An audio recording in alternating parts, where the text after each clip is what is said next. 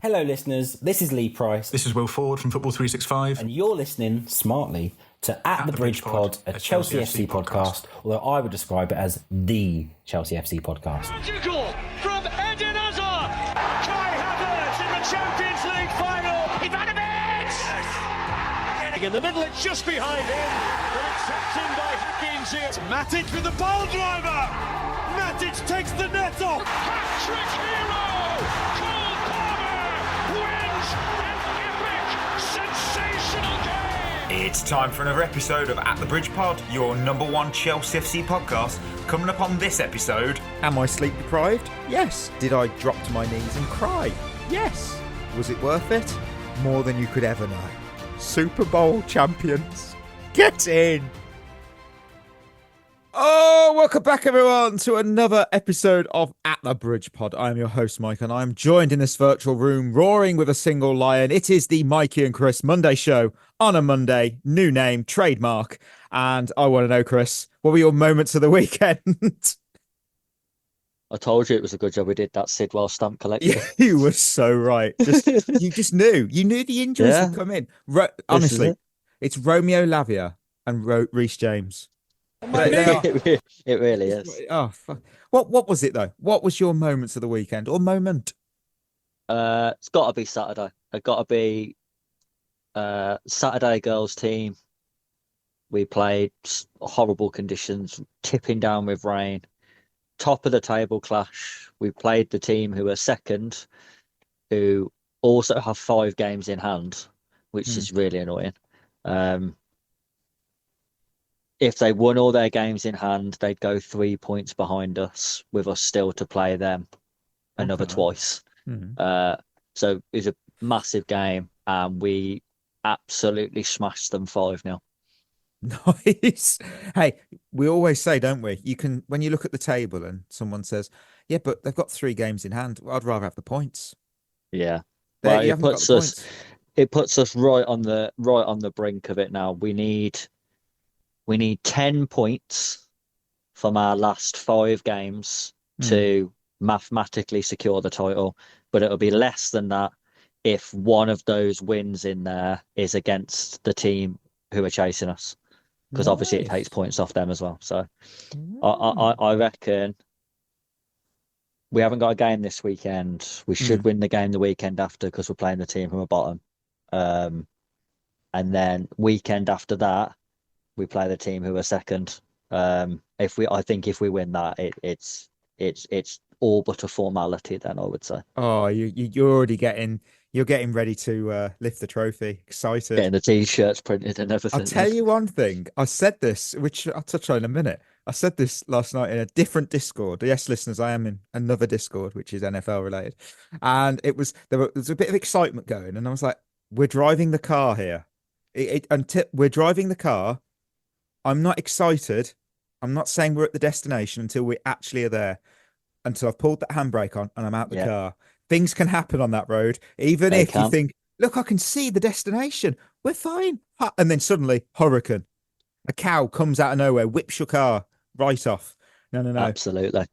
But, moment of the weekend. Touchdown Seahawks! Oh, my word. That is the best sound drop I could give you, listener. Because copyright. The NFL is a lot stronger than Sky Sports with their audio. So, I don't want to risk it. What can I say? I'm so happy. I'm so happy. All of it. Watched it all till 4 a.m. Trophy lift. That's what I was saying. We were ahead. We were quite decently ahead, and the defense kept us. It was like, those who don't know, it was like a Mourinho 04-05 team. The defense did all the work. And the Patriots didn't score any points until the fourth quarter. So, and it ended obviously 29-13 for those who didn't know. I'm just so happy. I was like, I've said this before, to watch my team once in the Super Bowl is amazing. To see us win it once was a true blessing, because some fans don't ever see their team even in the game, let alone win it. So I've seen him 3 times now. Obviously, the second time was painful loss. But that third time, to have seen us lift it again, I was so happy. Like, honestly, I know we have listeners that love the NFL. They're fans of there's a fan of the Seahawks in our Discord as well. It's not just me. So shout out to you. We've got Steelers fans, Raiders fans, and others. And yeah, it's one trophy in this game. You get one trophy. You get the conference games, but that's irrelevant. The big one, Super Bowl. It's the Champions League of the NFL, so to speak. In football, you can watch your team like Palace. They lifted an FA Cup. You don't get that in the NFL. You get one trophy. That's it. It's That's mad, that, isn't it, really, when you think about it that way. Like, it is easier to win a trophy in football, isn't it? I mean, you do get conference game. If you win your conference or the NFC or the AFC, whichever conference your team's in, like if to get to the Super Bowl, you got to win your conference. So you get that trophy. But it's kind of, I don't think people treat it seriously. You don't celebrate, I've got a conference championship. It's a weird one. No. It's weird to describe it. Is that similar? Is that kind of how the MLS works as well? Because obviously they have like a normal league season, don't they? And then you've got the MLS Cup, which is basically the Super Bowl equivalent. However, you also have the Supporters Shield, which is whoever has the most points across the season. You celebrate the MLS Cup more than you would the Supporters Shield. Like, I don't think in my memory that the Seattle Sounders have ever won the Supporters Shield. Not from memory, but we have won the MLS Cup. And to us, that means we've won the MLS. You would never say you've won the MLS without winning the MLS Cup. Not in my opinion. I mean, really, it's really just how American sports work, isn't it? Because NBA is the same, isn't it? They have the normal season, and then they have the playoffs, and whoever wins those is the actual winner. Yeah, essentially. Really, most of the season doesn't matter. It only matters when you get to that bit. Yeah, I've just Googled it. We did win it. Seattle Sounders won it in 2014. We won the Shield. And where did we go out in the playoffs? We went out in the conference final to the LA Galaxy, who went on to win it. So would you say that the Sounders won that? No, you wouldn't. So it's just how they work. Imagine that. Arsenal win the league, but they don't actually win the Premier League because they get knocked out in the playoffs. I can't. Maybe we should bring that in just for this year. Just for this year only. Just for this year. Oh, right. Please. Yes, that'd be great. Shevva shout-outs. Oh, my word. I've got some good ones. I've got Doc Wasser, who said, insert obligatory Chris abuse here. He probably deserves some.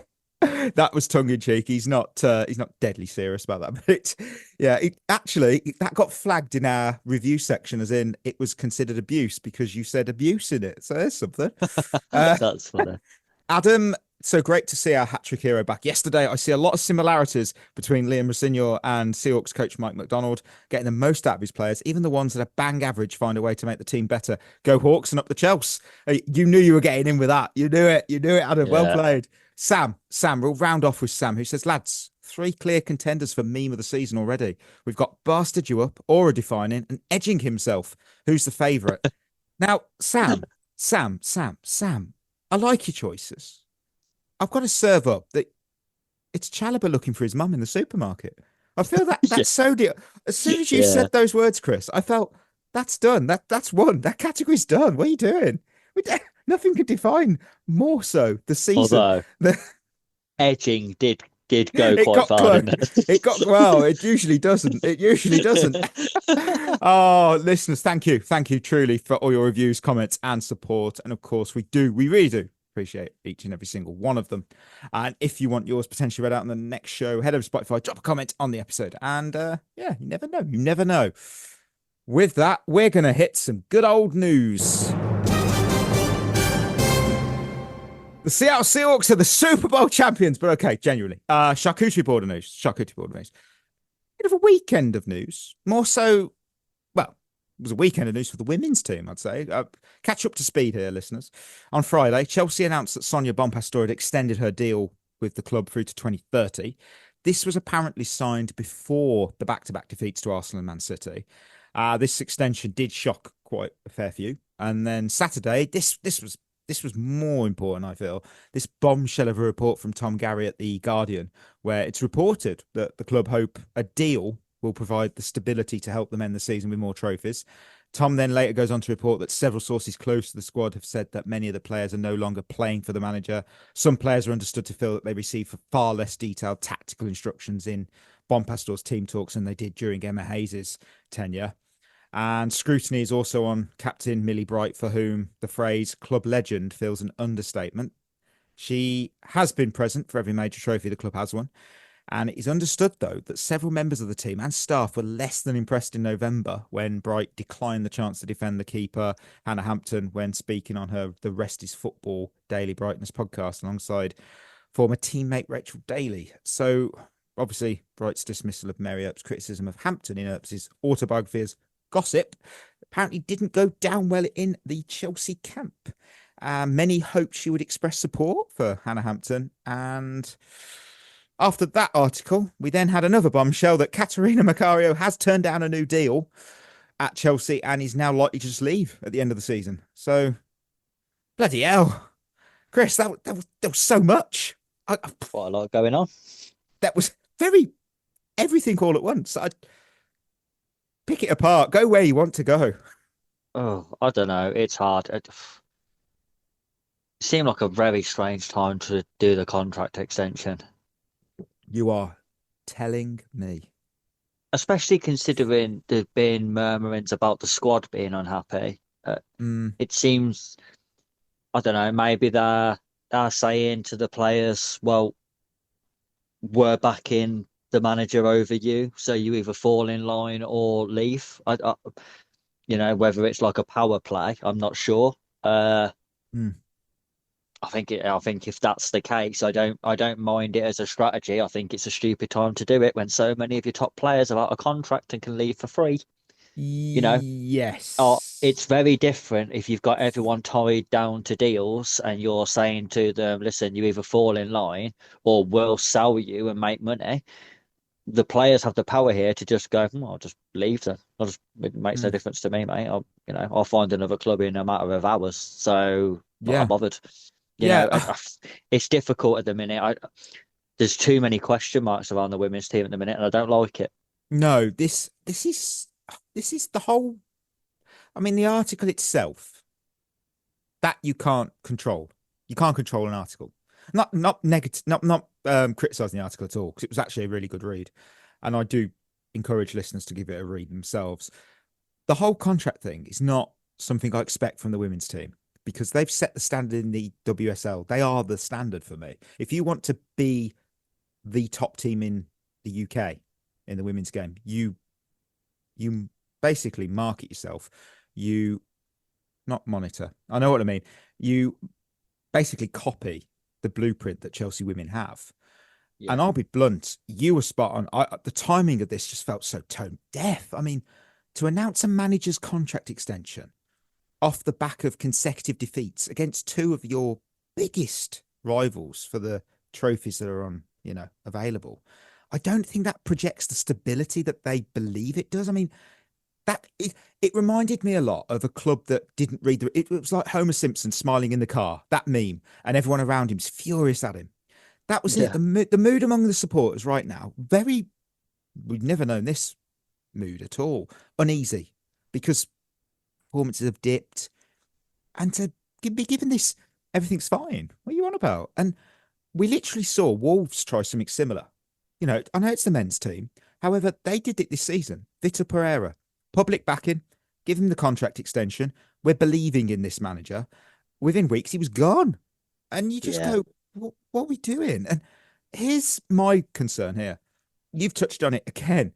If there are players who feel they're receiving less detailed tactical prep than obviously under Emma, a contract extension doesn't suddenly make them go, oh, bloody hell, that's it, I'm all in. Doubts are gone. What am I doing? Oh, I can't believe I was like that. Oh, back the manager. It doesn't erase the issues. They're still there. It doesn't magically rebuild belief in the manager.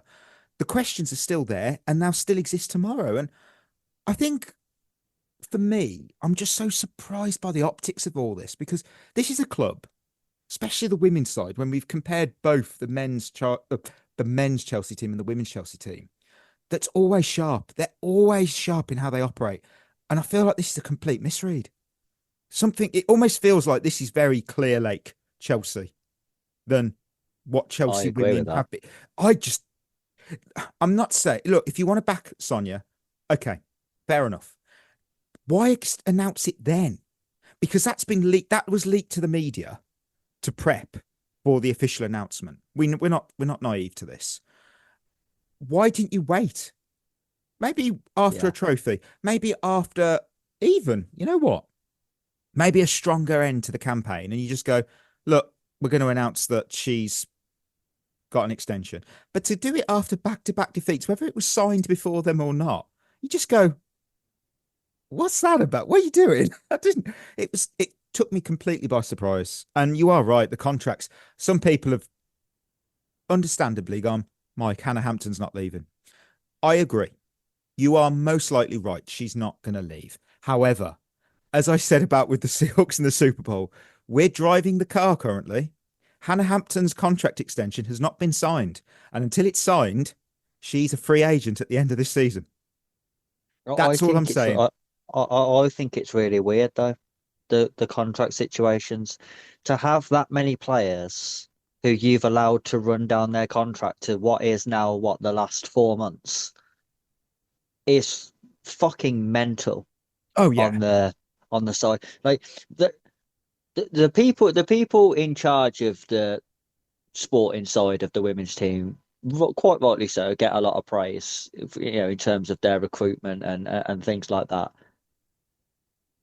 This is a big loss for them, though. I don't imagine if this was the men's team and we're talking about Reece James, Caicedo, Enzo Fernandez, all in the last 4 months of their contract. Like, you think, what the fuck are we doing? It's the exact equivalent, because all of the players who are out of contract are first team players. They're not squad rotation players who you think, well, she's only played 5 games in the last 2 years anyway, so who really cares? Like, they're big players who could walk away for nothing. What confuses me now, I don't know if this is just me being ignorant. Why do the women's contracts, why are they so short? Because even right now in the NWSL, we had Trinity Rodman. She signed a new deal after it was likely she was going to leave. It's only a 2-year deal. And I'm just thinking, these are top players. Trinity Rodman's probably one of the best players in the NWSL, probably the poster player, the one you put on all the, to sell that league. And we've got, like you said, we've got Millie Bright, we've got Aggie Beaver-Jones, we've got Lucy Bronze, Hannah Hampton, Sam Kerr, Kat Mack, Gura Wrighton, all coming to the end of their deals. Kat Mack's off. That I mean, she didn't turn down that deal because she wants, I want better pay. No, she's probably heading back to the NWSL. I mean, Bay FC were interested, and they're absolutely loaded with money, and they will most likely make her very, very wealthy, and rightly so. She's a very talented player. Sam Kerr, I thought, had signed a new deal. She hasn't. I don't know where I've picked that out of my brain. Hannah, Aggie and Hannah are the ones I worry about, because again, people are saying they love this club, they're not going to leave. I know, but they haven't signed the deal, and until they sign it, remember, I know this is so different. Antonio Rudiger, he's not going to leave. He left. Andreas Christensen came through the academy. He won't leave. Left. I know it was different because of the sanctions, but they could have still left. Frustrating. Yeah, I think I'm less worried about Aggie, because I think, like, she has come through the academy. She's Chelsea through and through, and she's had injury problems at the moment. So, I think she will sign a new deal. I wouldn't be so sure about Hampton. I worry. I'll be more shocked if she leaves than if she stays, but it wouldn't blow me away if she was to leave, because she went to Spain and she left Spain, and then she went to Villa and she left Villa for us. So she's not adverse to moving. It'd just be, where's she going to go? This is what blows my mind, because I've seen people go, but nobody needs where's she going to go to? The top class teams, like the elite teams, they've all got goalkeepers. Where's she going to go? I'm going to put this really bluntly here. She is, in my opinion, probably the best goalkeeper in women's football. Now, when you've got that opportunity as a team, you don't say, well, we've already got a goalkeeper. No, let me look at it this way. I'll look at it. Let me just pull up. We've got Cole Palmer. He's probably, on when he's back fit, top class, our best attacking midfielder. Let's just put up, let's say Jude Bellingham or Pedri or Jamal Musiala. They come available. You won't go, no, I'm going to turn them down. No, I don't need them. I've got Cole Palmer. You're not, you'd never do it. And I'm just thinking, when you have a talent like that appear, you make the position available. I wouldn't just get too confident and say that we're all right because of that. We've got great, even let's just say Wesley Fofana was in top class form. And then suddenly William Saliba and Gabriel, their deals are at the end. Don't know if they're going to sign new deals at Arsenal. Are we just going to say, yeah, but we've got Levi Colwill and Fofana, we're not going to touch them? I know, obviously, different. You'd still make a move. I just think until we've got the contract signed, we need to be careful. Let's not get excited. So, final piece of news. That was Sunday. That was a whole weekend of news. Milwaukee Bucks power forward Giannis Kumbo, pronounced that in the Nigerian way. I made sure I did my research there. Has announced he has partnered with his friend Alexis Ohania and has become a part owner of the Chelsea Women's Football Club. So I love this. Liverpool have LeBron because he's invested with FSG. We have Giannis. I suppose I'm going to have to be paying more of an interest in how the Bucks get on now. I was going to get his jersey as well because I don't really have a NBA team because the Seattle Supersonics aren't in existence anymore. And fuck the Oklahoma City Thunder. Nope, not after they left. So...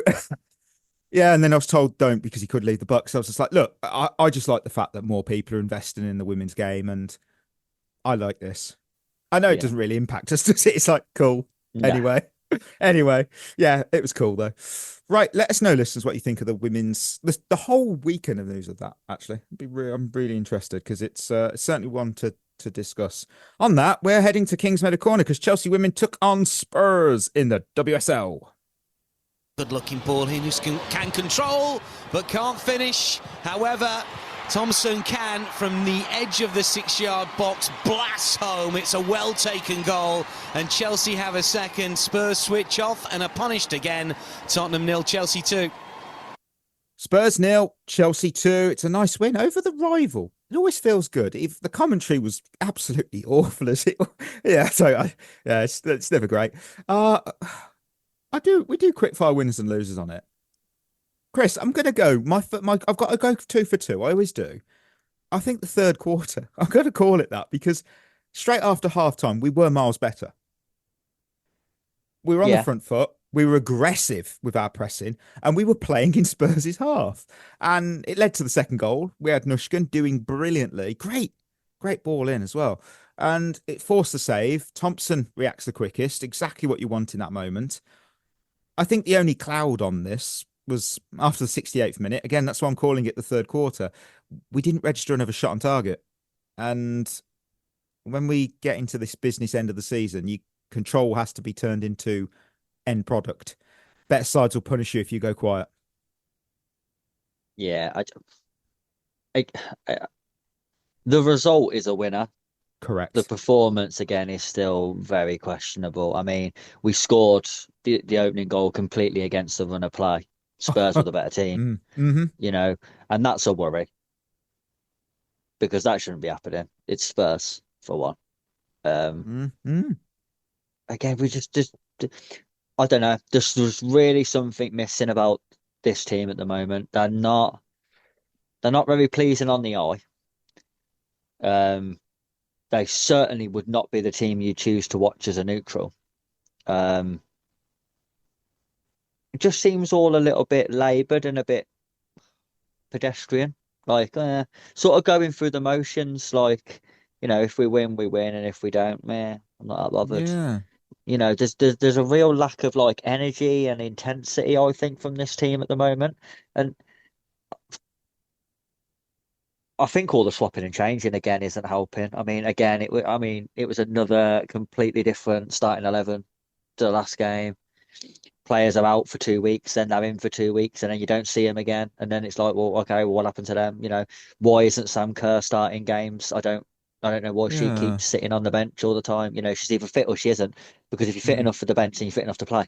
Because if one of them got injured after 5 minutes, you'd come on. So if you're fit enough to be on the bench, you're fit enough to play. And I don't understand why she isn't playing. It's bizarre at the minute. It feels again sort of a little bit parallel to the men's team, I guess. Feels a little bit like players are being shoehorned in just to, oh, well, she's got to play. Yeah, but she doesn't really fit in how I want to play. Yeah, but she's got to play. Oh, okay, then. Lauren James is a prime example. We're playing Lauren James and Alyssa Thompson up front. Neither of them are strikers. What are we doing? Yeah. I can't argue with any of that. And more so, there's more losers, unfortunately. Well, there's more content in the losers, I feel. The other two winners, they were joint winner, Lexi Potter and Chloe Sawi, if that's how I pronounce that surname. Massive positive seeing academy players get real minutes. Like for Lexi, that's her first full 45 in the WSL, and she didn't look out of place. She just did the job. They did the job, and for an academy player, you're not expecting them to be world class. Just did the job. Fair, well done. And Chloe, 17 years old, and maybe it is 7 minutes here. There was 10 there. It all goes into the experience bank, especially at 17. 17, yeah. Palace. She's played against Palace in the Cup, West Ham in the league, Twente in Europe. So across various competitions of various difficulties, add them together, and you start to build that academy player into a footballer who feels like, what, I belong in this team, and that pathway matters. We got to keep remembering that this team is going to evolve. Those names that you remember and you treasure and you hold in high regard, like Millie Bright, big name. Oh, Sam Kerr. Oh, iconic. They're going to move on, retire, and you've got to look for the next generation. And this is important when we see like Potter. I think as well, the youth prospects in the women's game is even more important than it is in the men's, because you can't just go out and make loads of signings in the women's game. It's much more difficult because there's a shallower pool of players, for one, who you could go and get. It's even harder to actually pry them away from where they are. And then how much are you paying for them and how much are you going to pay them? It's not like in the men's game where you could go and make 5, 30 million pound signings. That doesn't really happen in the women's game. You might get one big named player coming in. The rest of your squad's eventually gonna have to be filtered through with youth team players. No, 100% agree. I'll go to losers. First half, because you've said it. Let's be honest, Spurs, they had control. 12 shots. Even if too many, innit? It's too many. 2 hit the target. On another day, though, we're 2 or 3 down. You've got to be realistic. And we flirted with this problem all season. We keep saying we give opponents enough looks, and eventually someone's going to take them. Spurs, thankfully for us, were more like a loud lullaby than a knockout punch, because they were putting us to sleep, but they weren't really. They were too loud, and we were like, okay. Arsenal, Man City, they've put us to the sword because we gave them the chances. Those teams, clinical. We even, you said we went against the run of play. We actually do go one up, and that's because they gift us the corner. Vec gets in a bit of a tangle, puts it behind, and we capitalise. Warning signs were there, though, and I had nothing else to add, really. That first half was, it's not good. Not when you're giving Spurs are, I know they're 5th in the table, but they're not a team that would go, let's just say, deep into the Champions League, because they're not that good. They're just they're 5th for a reason. And you could see that Arsenal, Man United, Chelsea, Man City, they're kind of the 4 teams of the WSL. Man United more recently. The point is, though, you're not seeing Spurs are in their mix. They're not in the mix. They're not in it. No, it's a bit like a couple of seasons ago when Villa was up there.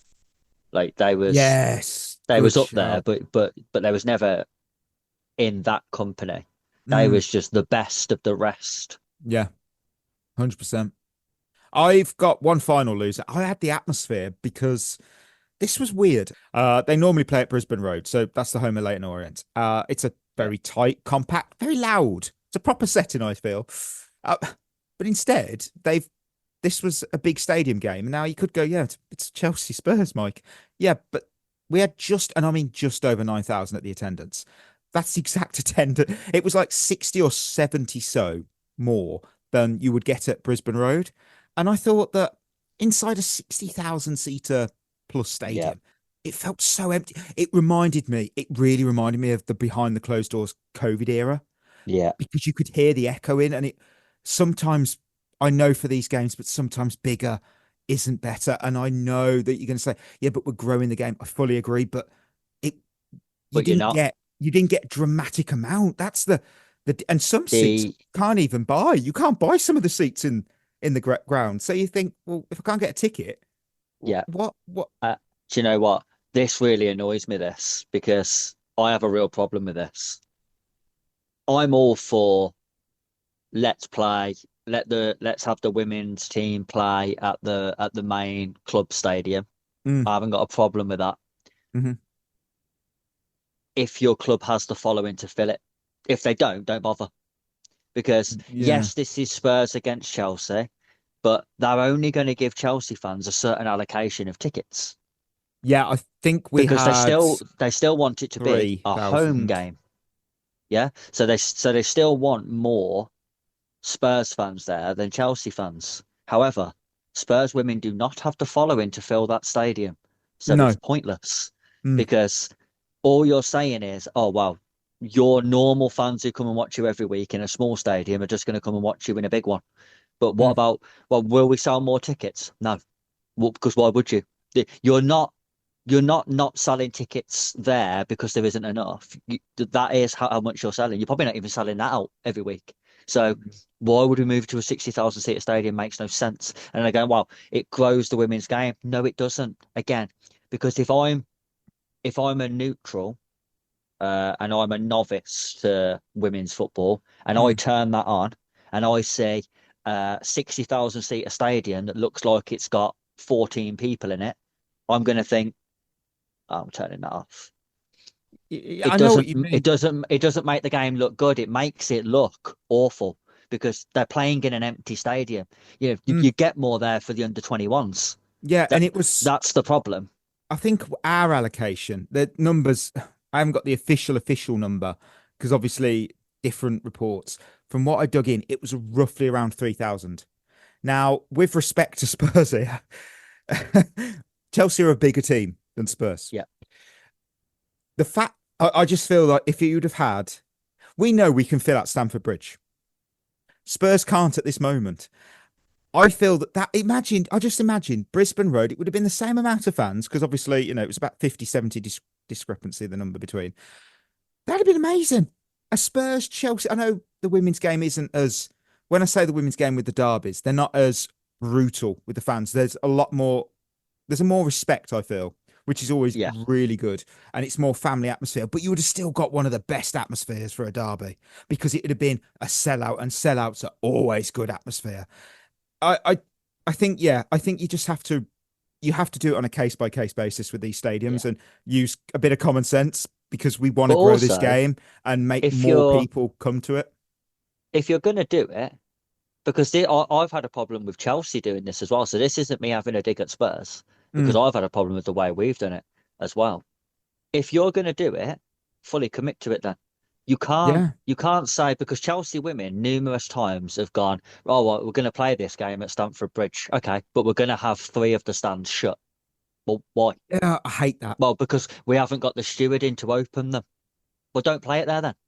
Yeah. It's pretty simple. Either the stadium's open or it isn't. You can't go, oh yeah, you can come and play here, but we're only opening the south stand for you. Oh, you can't have any of the others, I'm afraid. Because the amount of times we've played Women's Champions League games in basically a stadium that's empty. And you're watching it thinking, this is shit. I think it's because Kingsmeadow doesn't fit the Champions League criteria anymore. I'm pretty sure. I remember reading. Open the full stadium then. Yeah, I don't. This because if someone says, "Yeah, but I love a middle. I love the middle seat. I like to look at it from end to end." You know, I like that. Yes. I don't want to be behind the goal. That's just my personal preference. I don't even get that choice. Exactly. It's where do I want to sit? You sit in that end or you don't come. I'm like, oh, okay. Yeah. Oh, yes, yes, yes. Winners and losers. We welcomed. Well, we didn't. We headed to Wolverhampton, didn't we? To take on Wolves. They sense more here as Cucurella gets himself into a good position. Palmer! It's a first half hat-trick. He's had his injury problems of late, but Cole Palmer responds in style. Wolves 1, Chelsea 3, winners and losers. But who have you got? But more importantly, how many have you got? I've got 3 and 3. I got 3 and 2. I'm far too happy from yesterday to be killed on coffee that I'm a happy boy. So I've just, and you know what? I'll kick it off. With I've got Cole Palmer, and I know we've got different winners lists, and it's not because you don't think Cole Palmer was bad. No, you don't think Cole Palmer was good even. That's what I meant. But to some, it might come across as one of the most more underwhelming hat tricks you'll ever see this season. But penalties still have to be scored. Palmer dispatched both of his with authority. And the celebration after the first was straight at that noise, wasn't it? Rumours about him wanting Manchester, whispers about Man United, silenced, at least for now, let's say. And of course, celebrations can mean absolutely nothing, because we've all seen how many badges Romelu Lukaku has kissed over the years as a player. Take it at face value, I say. They remain rumours. Palmer answered in the moment, and I think we move on. Its third goal is the one I like, because it's great positional awareness from him, and we've seen him in this exact spot earlier in the season, and he's blazed it over, he's dragged it wide, and this time, composed, clean, into the back of the net. And maybe Wolves didn't treat him like a threat because of his recent dip in form. Maybe they just suck. It's probably a bit of both. But when it comes to Palmer himself, I think trying to read Cole Palmer emotionally is a bit like trying to read terms and conditions. You can stare at it all you want. Nothing's going to jump out at you to grab you. And the post-match interview, some people have pointed out going, oh, he didn't look happy. I know it was on Match of the Day. They're like, it didn't scream joy. I think that's just him. I think he's a low pulse, low drama type of guy. I don't think there's a deeper meaning. I really, really don't, because we saw him. Remember when there was that fight? I really forgot the game. There was a fight last season or the season before, and he just sat on the pitch, just like, oh, cool. That's just who he is. I don't think there's any deeper meaning. I think people are looking way too into it. And the most important takeaway, I think, from the press conference, I thought, was that he said he hadn't felt fully fit all season. Now, dealing with an injury where he said that you wake up not knowing how you'll feel. I mean, that's brutal for both physically and mentally. I mean, I'll flip that on myself. I've had a foot issue recently. It's nothing major. It really isn't. So I did a 10K and I just pounded my foot too much. But some days I'm absolutely fine. Like, absolutely fine. Others, I'm annoyed. I can't even put my trainer on. It's like, oh, it's so sore. And that kind of messes with you, So maybe, let me say this to people as Chelsea fans, just give the lad a little bit of grace. He's carried this team before. He has. Some would argue he's carried us for an entire season before. Let him breathe. Give him some room. I don't think it's that deep with him. I don't think. What do you make of the hat trick and also obviously everything else with him? Well, the hat trick's brilliant. I would air people to just be a little bit cautious, Within maybe 10 minutes of the final whistle, I've seen at least 3 videos on TikTok about Cole Palmer's back, and I thought, well, let's calm down a little. He scored 2 penalties and a tap-in. The third goal is a good goal. It reminded me very much of Madueke's hat-trick against Wolves, in terms of didn't really see him either side of his goals. And I think Palmer was very similar. I think if people are honest about it, I don't think Palmer had a good game. I don't think he had a great game at all. But before his goals, he'd done nothing. And after his goals, he did nothing. So it's not like this was like, oh my God. Remember his hat trick against Everton in the first half at Stamford Bridge? Oh yeah. If he'd done that, you could say Cole Palmer's back Yeah. because he absolutely ripped Everton apart on his own. In that first half in that game, this was not that. This was closer to Nicholas Jackson's hat trick against Spurs than it was that one. So I think people have got to be cautious. It was nice to hear him talk afterwards, though, in terms of clarifying for people that he is still injured, essentially. And also, I liked his comment about how much he's enjoying life under Rosinho and how he thinks when he's back fully fit that we'll see the best of him again. And all of that was fantastic, and it's brilliant for his confidence for him to get that hat trick. But now he needs to kick on from here because we've seen it too many times before with you can be as good as you want if you can't get on the pitch, though. There'd be no point doing this against Wolves and then him being injured again for the next 2 games. Eventually, he's got to put a run together where he not only plays but plays well. Then we can start talking about Cole Palmer being back.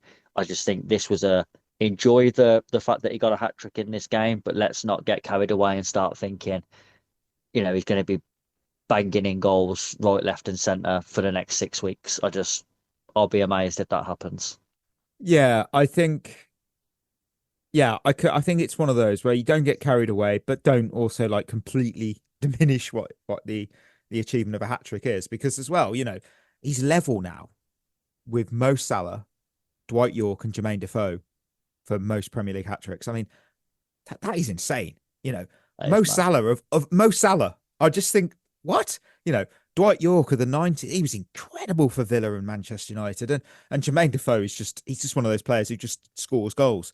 That's actually, that's like 3 generations almost. It's like 90s, noughties, 2010s, early, obviously 2020s as well for Salah. So he's doing bloody well. So someone did make a good point as well on the penalties. Not regardless of whether we dispatched them or not, but it was weird, wasn't it, that we was winning a lot of penalties for Palmer to score under Poch, and then we stopped winning so many penalties for him to score under Maresca, and now Rosinho's come in, we've started winning penalties again. Yeah. Like, what happened in the interim? What wasn't we doing under Maresca that stopped us from winning penalties? Or was it just one of them freak coincidence things where we just stopped getting them for whatever reason? But it is a little bit weird that either side we've started getting penalties, because, I mean, Rosinho's only had, 4 Premier League games in charge? We've had 3 penalties in there. I know. I think as well, it's on the back of this winner, I'll do a mini loser. I think the media, they've missed a trick, because on Cole Palmer, when he posted a picture on his Instagram, whether it's him or his team, whatever, about his hat trick at the Molineux, Bruno Fernandes of Manchester United posted, "What a player." Now I think that's a come and get me plea. I think that's trying to get him out of Chelsea to join Manchester United. I think, well, what are we doing? We missed it. Come on, media, you better. Daily Mail, I'm calling you out. Come on, you should have got that. That's right up your alley. Or maybe it's the other way around. Maybe it's Bruno Fernandes begging us to sign him. Oh my word, I hadn't even considered that opportunity. This is it. Got to look at it from all the angles. Yeah, you got to. Who was your first winner? João Pedro. He's on mine. Of course he is. Brilliant. Yeah. Just carried on his excellent foot. Here's what I say, right? Cole Palmer scored the penalties, but João Pedro won us the game. Yes. Because if he doesn't win the penalties, Palmer can't score them. And he did brilliantly to draw both the fouls. Because what I would say is this isn't like a defender's made a ridiculously rash decision and João Pedro's tried to evade it and still got caught. He brought these 2 penalties. Not a dive, but he put himself in a position where I'm going to get fouled here. And it was actually really clever what he did. It's something Harry Kane did for years at Tottenham. People started to criticise Harry Kane for it, but it's actually intelligent forward play. You put yourself in a position where either I can carry on going at goal or you're going to foul me. And on both occasions, it was, I'll just foul you. Yeah, I don't know what the Wolves defender was doing on the second one when he literally just two hands just shoves him in the back and then looked surprised when the ref gave a foul. He was like, "What? Me? I didn't do anything. You pushed him in the back, Oh, mate. We're two straight arms. What are you doing?" yeah, Yeah, but João Pedro, I think his all-round game at the moment is absolutely superb. that was peak João Pedro for me. He didn't score a goal, but it was perfectly what he brings this team in. He wins. I hate to use the word, but he wins 2 penalties. Now, are they soft? Maybe. But are they penalties? Also, yes. End of discussion. The first is excellent forward play. It's strong. He's smart. He forces Doherty into a mistake, goes down. Clever lad. Win penalty one. And the second, you've said Mosquera, that's baffling. You can't shove someone over in the box. So stupid. I just like if someone had said, I know someone said it's soft though. It's like he does push him over though. It's not like what are you doing?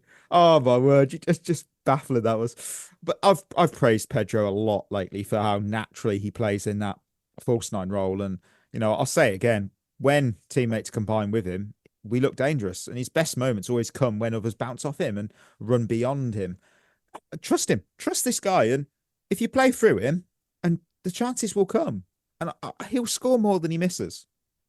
And to be fair, I think Rosinho has got a sort of pretty good track record in his short managerial career of getting the best out of his striker. He did it with Emmanuel Omega at Strasbourg, and then he did it with Joaquin Panicelli, also at Strasbourg, when Omega threw his toys out the pram, or whatever happened there, and now he's doing it with João Pedro. So he does have a knack of finding a way to play that gets the best out of the centre forward, which is excellent for us because, I mean, we haven't had a good centre forward for a long time.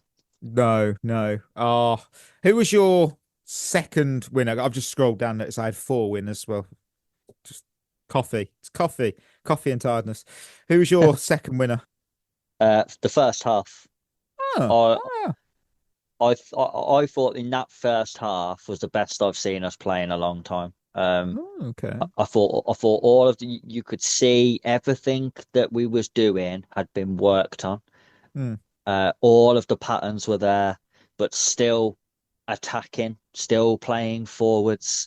I think once we got going in that first half, especially after the first got up to the goal, I thought we was a little bit iffy. We started a little bit slow and a little bit laboured, and the Wolves crowd was up and all that. But I think after the penalty, from the first penalty to half time, I don't think they could live with us Wolves. They are an absolute shit team, but the way we was moving the ball, the areas that people were picking up, the rotations in it must have been ridiculously hard to defend against, because there was one moment where Pedro Neto had the ball on the right hand side, like a touchline hugging right winger. And then after 3 passes, he received the ball on the left wing, and you thought, what's happened here? How have you gone from there to there, and now who's covered? Who's where you're meant to be? But Palmer was out there, and you thought, okay, the rotations was excellent, clearly something that had been worked on, and the way we moved the ball, the speed we moved the ball, the chances we created, I thought that first half was the best I've seen us play in a long time. Yeah, I couldn't disagree with that at all. You know what? I'll go with my third winner. I got the Brighton pathway, because rival fans absolutely love the Brighton's best customer joke. Look at the returns. Look, you've got Robert Sanchez, Mark Cucurella, Moises Caicedo, João Pedro. All successes. Yeah, some took the time. They're still successes. And you know what? I'll even add Levi Colwill coming back from that loan spell. He came back a better player. That's very true, actually, yeah. The only Brighton import that truly tanked was Graham Potter. And let's be, you know what? Since he left Chelsea, left's an interesting choice of word. Since he was kicked out the club, he hasn't exactly rewritten history elsewhere, has he? I mean, that's starting to feel more like, it reminds me, and I like Thomas Frank, it almost feels like he was a product of the system more so than he was the product that was. And let's face it, Brighton do have a history of that, you know. Graham Potter, Roberto De Zerbi, Chris Hughton, all did excellent work. Gus Poyet, to a degree, all did excellent work at Brighton. Didn't do anything anywhere else. I think Graham Potter comes across as, you think that he was an iPhone, but he was really a HTC phone. He wasn't really anything special. He just looked really great in the system he was in. So Yeah. and you can laugh at the invoices all you want, rival fans, but the performances are cashing them. So I'm very happy. It's just surreal how it's all turned around. It really is. Who was your third winner? I've got a double act because I don't think you can separate them. Okay. Caicedo and Andre Santos together. Very, very good pairing. Yeah, I love it. How close they play to each other, the proximity they have, the ability they have to receive the ball off the centre backs, play one or two little bounce passes to each other, and then get it, break the line of the opposition midfield and get it into the number 10s. I think they're absolutely excellent at that. They sucker people in with those little bounce passes and then suddenly pop it through the gap to Palmer or Enzo Fernandez, who's operating blind side of the midfield. Brilliant. Defensively, excellent. Caicedo's having to cover less ground because Santos is in the right position and always covering with him, and looking after one side of the pitch. Each looking after one side of the pitch, which means he's going to limit the amount of running Caicedo has to do, which is also going to be good for his fitness. I just think them two together have been excellent, and crazy that it's took till this late in the season to see it. No, yeah, it's really, really, it's a nice problem to have, because when we have a fully fit team, we have still got Lavia, and you can imagine if he could just stay fit. We've got such a lovely rotation of midfield. It just has to. It's all about fitness, isn't it, with this team, especially. My final winner was Liam Rossignol, because 4 Premier League games, 4 wins, 11 scored, 4 conceded. Yes, the opposition have all posed different levels of challenge. He still solved them, and across 9 matches now in total, 2 defeats, both against arguably the best side in the country right now, whether you like it or not. And even in the second leg, we were chasing the tie late on and got caught. So it would have been a draw, wouldn't it, normally? Yeah, so because the way we lost the game, you wouldn't have done that in a normal game. No, so I'm not even going to be too upset about it. And he's won in Europe too. Napoli away is not a day trip. It's not a nice place to go. It's a tough environment, and we won. And especially in a do or die situation, this wasn't early on in the Champions League. This was, we win, we could qualify automatically and not have to go through the playoffs. And of course, Paphos as well. Yeah, and that record in the league is good. 4 games, 11 goals scored, which is good. Yeah. And only 4 conceded. So he's brought the average of goals conceded down to essentially 1 per game. And the goals scored up to near 3 per game. Yeah. So, you can't ask for any more than that. I think he has definitely solidified us defensively. We look far less open now and susceptible whenever we give the ball away. The midfield looks better, the structure looks better. We're not giving away chance after chance to poor teams, and I think it's been really good as well that in all 4 games he's faced different challenges and has found a solution to them all so far. On paper some of these games should have been easy, but we have struggled in these games, well, as recently as this season. So it's not like he's come into a team that was, thriving. Yeah. This game would have been a difficult game 6 months ago. The West Ham game, after going 2-0 down at home to West Ham, we'd have lost that in November. So, he's definitely made an impact. Whether you believe that long term he's going to be the right man and it's going to carry on is irrelevant. For what you can judge him on now, he's had the impact you would want. Yeah. Look, what I like the most is that the players just look bought in. Liam's smart. He's a smart guy. He's media savvy as well. He's aware of what goes on. He's aware of the memes, and he leans into it. Fair play. He doesn't hide from it. He leans into it. He doesn't care. It's just noise. And I'll remind listeners, I was against this appointment very loudly in our little WhatsApp group. I was so against it. And for me to be sitting here changing my tune, I think kind of says a lot, because I was so against him as an appointment because of what it represented with the ownership, and I don't see how he would improve our team. It is early days. So far, it's been more sunshine than showers. So positives, I agree. positives. Losers then. We've got to go to it, haven't we? Now I've only got two, so I'll let you kick off. Who's your first? The second half. Can't disagree. I was disappointed with our performance in the second half, but it was just one of those games where it was the quintessential game that was over at half time and everyone's come out for a 45-minute kickabout before they can go home. You know, Wolves didn't have any belief that they was going to get back into the game, even after they scored their goal. I didn't really see a lot of belief in them that they thought, oh, this will be the start of a comeback. It was very much like, oh, well, you know, we've had something to cheer at least. Yeah. And then we sort of, I think it was a exercise in energy saving. I think we played at a much lower intensity in the second half to save legs and to save energy for games that are coming up, you know, given the fact that there's midweek games as well.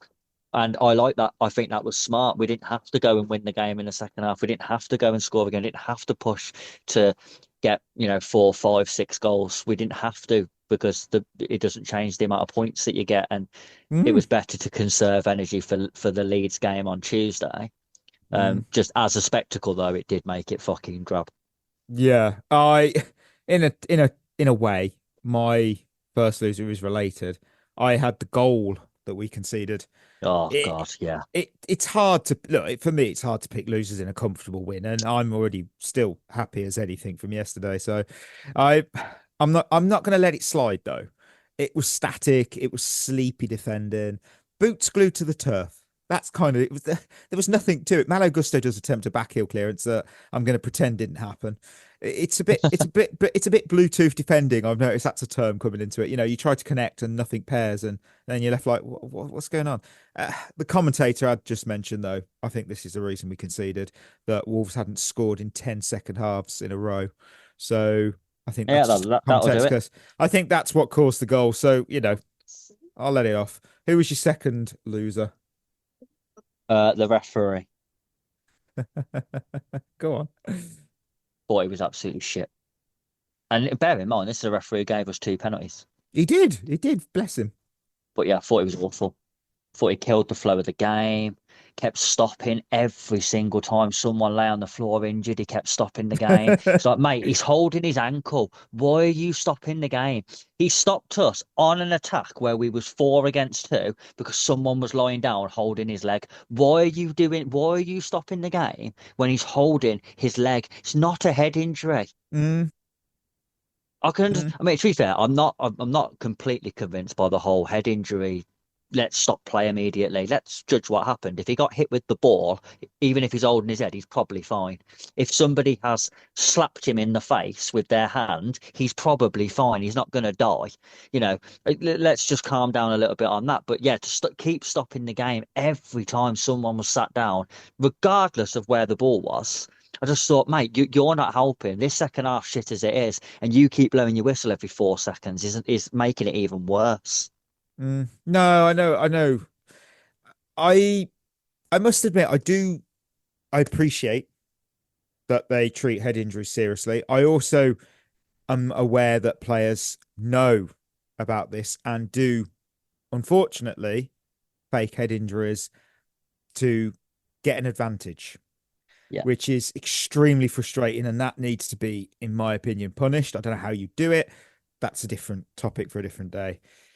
Yeah, I see how you're frustrated with the referee's performance. I don't even think, was there many yellow cards in the game? I haven't got it in front of me. I don't think there was that many. No, it didn't feel it. So let's have a look. What did he do? 2, 1 for Armstrong and 1 for Cucurella. Okay, yeah, it's just interesting that actually. I like referees who let a game flow. And I think he killed the flow in the second half, especially. Well, he blew up 19 times, so 19 times, 2 yellow cards. Yeah, it sort of tells you a story. My final loser is missing. Reece James, reward offered. He was out midweek. He was out at the weekend. I hope injured. Injured. He wasn't at the club. Rossignol says that he's close and it's only a knock. I've heard that trailer before, and the movie lasted 2 months. I have now read that it's not a knock and he just felt unwell. That was today's update. I hope he's all right, and I hope Rossignol's spot on. I do. I hope it's an illness. That's what it is. Apparently, it said Reece is fit, but he feels unwell today. That is the truth, not a conspiracy. I believe you, Liam. But believing Reece James will be back on Tuesday requires a level of optimism I'm not emotionally qualified for. Yeah, I've been here before, and you go, yep, he'll be fine. Oh no, he's out. So tomorrow, if the team sheet comes out and he ain't in that squad, I'm going to be here going, yep, expected that. Don't get me wrong. We'd all rather have Reece James playing, but I think Gusto's playing well. I don't. Yeah. It's not like I'll see the team and be like, oh, fuck's sake. Well, we're fucked then. I think, okay, we would be better if Reece James was in the team. Yes. But I think Gusto is more than good enough as a backup. I think it's fine. I think we'd still have more than enough to beat Leeds, even if Reece James doesn't play, which I think is actually a good state to be in, because we all know, Reece James has a tendency to miss games. He does indeed. Yeah, and it's nice to see Malo. The reason Malo Gusto's doing even better is because obviously he's playing for a manager who's not going to make him play a role that he can't play. That also helps a lot. Weird that. Who's your final loser? I've got another double act.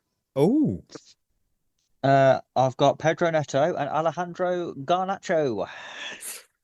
Yeah. What the fuck? Honestly, these two players. Oh my God. I mean, Pedro Neto against his former club did, and let's face it, the worst team in the league did nothing except for miss an absolute sitter of a header. Aside from that, he did absolutely nothing, had zero impact on the game. And what do? Bring on Garnacho, and you think, right, you had a shit game last time, like one of the worst games I've ever seen a player have. Let's really put that behind you. No, lost the ball the first 3 times you had it. And I thought, what are we doing? Like, you must stand there as a manager and watch him come on that pitch after the game he had last time and think, right, I'm going to see a reaction from him today. We're going to see the absolute best of Garnacho today. And then you must watch him lose that ball 3 times in a row and think, what the fuck is the point? I would be saying to him in the meeting today, I'd be going, what's the point of you? Because you've had an absolute shocker of a performance, and then you've come on against the worst team in the league in a game we've already won and still managed to play shit. Like, what is your problem? What do you want? What do you need to play well? Because I don't get it. I mean, both of them are literal passengers in the game. They are on the pitch just because we have to have 11 people on the pitch. But you might as well say, right, the tactical plan today is, here's the team. Forget about this side. They're not there because, I mean, they're fucking useless. They're playing because I have to name 11 people. I might as well put the kit man there and he'd do the same. Nothing. They are honestly absolutely pointless. Yeah, I don't think it's a Bikram yoga stretch to say that Alejandro Garnacho is probably going to be sold at some point for a profit. Someone like Atletico Madrid or someone will buy him. Idiots. Like he has had his moments. He really has. Like, I'm not going to forget the Arsenal double. But other than that, he's more often than not a loser than he's a winner. That's not great. And for a fee that we paid for him, yeah, we probably will make profit. It's not great. It ain't great. What was your emoji review in this? I've gone simple. I've gone thumbs up. We won. We weren't bad. And we're on to Leeds United. I'm going to go with the cold emoji for Palmer. Oh no. That's nice. I like it. Lion of the week. What did we have? You had Esteval. I had Andre Santos. Ollie had João Pedro, and the wheel went Gusto. I think that's an Ollie win. I think he's not here, but I think he's done all right there. Who did he have? Sorry. He had João Pedro. Of course he did. Oh yeah, he wins that hands down. Look, I'm giving it Cole Not Palmer. even close. Cole Palmer's won it. Let's move on. We can't argue that somebody else deserved it. So match preview. We are having a quiet one. Leeds. Let's have a look what we got on the scoop with their 16th. They're 16th, which feels odd because they seem to be decent, in the Premier League with 7 wins, 8 draws, 10 defeats. Their recent form is 2 wins, 1 draw, and 2 defeats. The spotlight is, I don't think you can ignore a striker with 10 goals this season. Whether you think he's a good player or not, Dominic Calvert-Lewin, he's a man who has 4 goals in his 13 games against Chelsea. Feels like he scores against us all the damn time. I can't ignore him because he is, you've got 10 goals in the Premier League. Doesn't matter who you play for. You're a threat. And we have to be serious. He actually has been good for Leeds, though. I mean, to get double figures in a newly promoted team is good. And he's done that without penalties as well. He's had 2 penalties, but that's still, still 8 is decent. The only players who have scored more than him this season are Semenyo, Thiago, and Haaland. I mean, it begs the question, doesn't it? I mean, if he gets what 2 or 3 more goals for Leeds between now and the end of the season, maybe we should sign him for £25 million and make him our new number 9. Because apparently, if you do that for Leeds, he'll come to Chelsea. He'll get 25. That's how it works. Look at Liam Delap. I think you're absolutely out of line because he's 29 in March. He's far too old for this team. He's legally not allowed to be part of this team. He's over the age of 21. Come on. And, the last time Leeds beat Chelsea at the Bridge, now that's important. It was the 19th of December, 1999.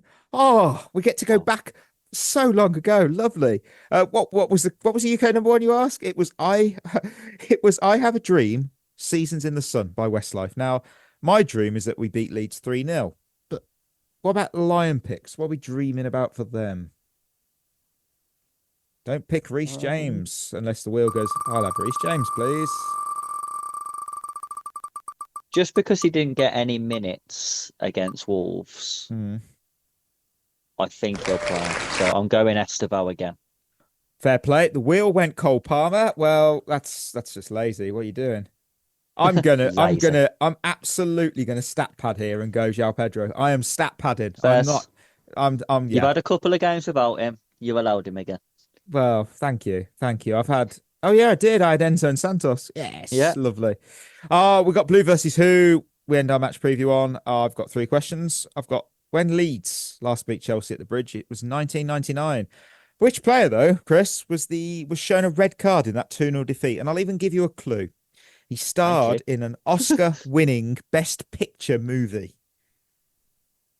That is actually such a fact that I know a lot of listeners will remember and go, I know who that was.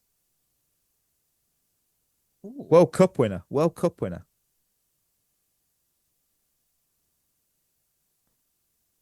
I'll give you the film. It was The Theory of Everything he was in. He played a professor. Yeah, I could see it. I could see why he played in that. Oh, a doctor. He played a doctor, sorry. Oh, Frank LaBeouf. Correct. In this reverse fixture this season, Chelsea lost 3-1 to Leeds. I want you to tell me who scored the only goal for us of the game in the 50th minute.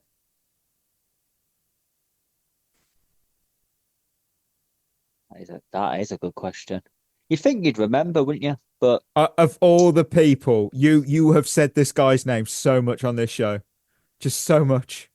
No, it's Pedro Neto. It's Pedro Neto. Of course it was. And finally, nice that he contributed something at some point. Yeah, and it meant nothing because we lost. Finally, put these former Leeds players in order when they first joined us. I've got Forsell, I've got Hasselbank, I've got Ross Barkley, I've got Flo and Ross, Champions League winner Turnbull. Forsell, Hasselbank, Barkley, Flo, Turnbull. It's a bit more difficult this time. You're best. Imagine if this was Ollie. Ollie would just be like, "This is too far back." So it's not that far back. I'd A even little bit give more you. difficult this time because like Hasselbank and Flo overlap each other. Yes. Forsell as well was around early-ish 2000s. Hmm. Ross Turnbull was around Champions League winning-ish time, I think. He was still there around sort of 2010s-ish. But I don't know how long he'd already been there, because let's face it, he's made the tea, didn't he, for years? So I really, really think that Mikel Forsell could end up becoming a really top manager. I'm saying that because at the moment he's the assistant manager at his original club, HJK Helsinki. So you never know. You never know. right, I'm going to work backwards again. I think Ross Barkley was number 5 in this list. 2017, you would be spot on. And then I think Ross Turnbull is before that. Ross Turnbull was 2009. You are correct. I think Forsell was at us when he was young. That's all I'm thinking. I will give you a clue. The order of the players 3 go 97, 98, 2000. Yeah, Forsell's got to be third then in 2000. No, 1998. Really? Yeah, see what I mean? Because he was young when I. 1998. I have So nothing but love for that guy. Flow is 2000. No. What was the other year? Sorry, 2000. So 97, 2000.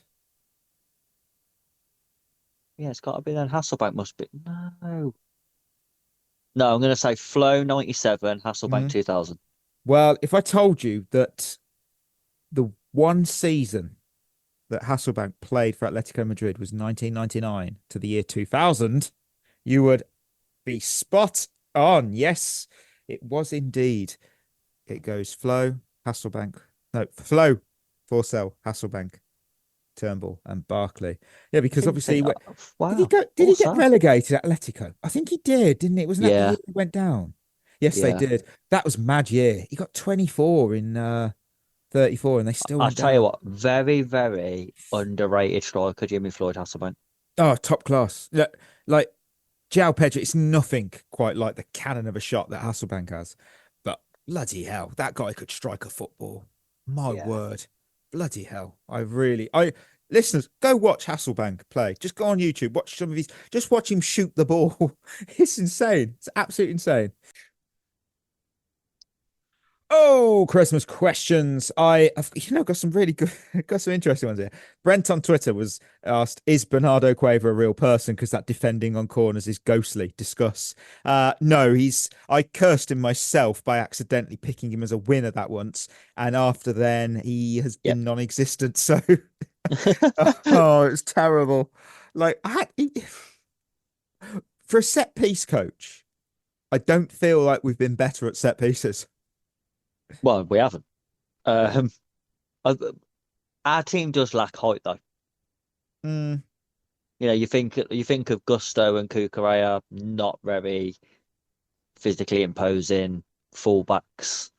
Caicedo, Santos, Enzo Fernandez, not a powerful 6'4" centre midfielders. And then the forwards are all, a waste of time defensively. So. And we do keep having João Pedro, though, mark the back post, which I think is wrong because he keeps losing his man. So maybe I would change that. I wouldn't have my centre forward marking the back post. Traditionally they do the near post, don't they? Where they just have to edit away if it comes near them. Yeah. Yeah. I feel like I've just accepted that we give contracts to people that are undeserving of contracts, and we don't really discuss. We don't do a yearly review, like an annual review. Not your performance review. You just think, really, really, have you achieved anything this year? Should you really be our set piece coach? The answer's probably no. If we if we held them to a higher standard, I guess our directors would be in a lot of trouble because some of their stuff that they've done has been abysmal. But then again, they've dealt with a lot of Brighton and done really well there. So yeah, I got Cortez Ranger. Really good question. This. I would like to finish how they ended it. They put, I seriously have no idea why this pod doesn't have more of a following. You guys are the best, even Chris. Keep up the great work. So thank you for that. Their question, though. Did Cole Palmer's reaction to the goals and post-game behaviour do enough to shut down rumours of unhappiness with the club? Chris, I stand by what I said. I think people are reading into him too much. I think that's who he is. I don't think it's deeper than that. I agree. To be fair, even during his best season, it was rare that he was overly emotional, showed overly emotional responses. I mean, yes, we've seen more in that season. We've seen more over exuberant celebrations, if you like. But he was playing better then. So, I think that's normal. I don't think you can read too much into Cole Palmer interviews because he literally doesn't care about them. I don't think he likes that side of being a footballer at all. I mean, he swore on Sky Sports again, which I thought was hilarious. But, because he doesn't care, does he? He's not trying to be PR. He is literally just how he is, and I think some people will misconstrue that, but that is just who he is. Yeah, I just think that we look into it too much. You're not going to get Diego Maradona at the World Cup. Yeah, you're not going to get Diego Maradona against Greece where he runs to the count. I mean, that was for other reasons why he was very excited that day. But you're not going to get Cole Palmer doing that. That's just not him.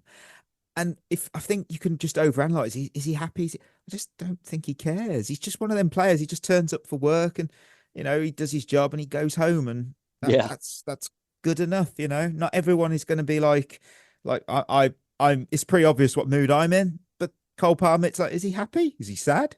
Is he angry? Is he confused? Is he all of these? Just accept it. Just accept that is who he is. I'll go on Instagram. Let's see what we've got. Kevlar. Good question. Has Andre Santos' recent form put pressure on Romeo Lavia's place at Chelsea? I mean, I suppose you have to be fit to get a place. Yeah, I mean, Romeo Lavia did that to himself, regardless of what Santos was doing. But the longer Santos's good performances go on, the less important Lavia becomes. And when you're injured, that is really the last thing you want. Because even when you get back fit again, the team would have moved on. I've been saying this about players who are injured for a long time. The issue is when you're at a club like Chelsea, they do not wait for you. The club moves on. And by the time you come back, you're not part of this anymore. Yeah, it's so brutal, but it's so true. It's what have you done for me lately? What have you done for me lately? Oh, I've got it. It's an NFL themed show. I mean, this is so dramatic. Go back many a year. Drew Bledsoe was the New England Patriots quarterback. He was the man. He was going to lead them to the promised land. And then he got injured. Horrible injury. And a young lad by the name of Tom Brady took his place, went on and won a Super Bowl, and then won many, many more. And Drew Bledsoe, he went to other teams, but did he ever achieve what, everyone moved on. They forgot about him. And it is brutal. That is the nature of team sport, unfortunately. Yeah. So with that, we are at the end of another episode of At the Bridge Pod. See, Chris was smart on Thursday's show when he commented about doing the Sampwell collection because he was spot on, wasn't he? No one's here for the Mikey and Chris show. But look, we're at the end of another episode. Thank you, of course, for tuning in. We are, of course, proudly partnered with Head in the Game, a mental health charity using football support wellbeing and community. You can find out more at headinthegame.co.uk. Please treat yourself well, listener. We'll be back on Thursday, talk Chelsea and Leeds United. Yeah, so it's a big derby game. I'm expecting a big performance. 3-0. I'm sticking with that. So until then, that'll be us signing off. You've been listening to At the Bridge Pod, a Chelsea FC podcast. Follow us on Twitter and Instagram by searching for At the Bridge Pod. And if you're listening on Apple or Spotify, leaving us a review is always appreciated.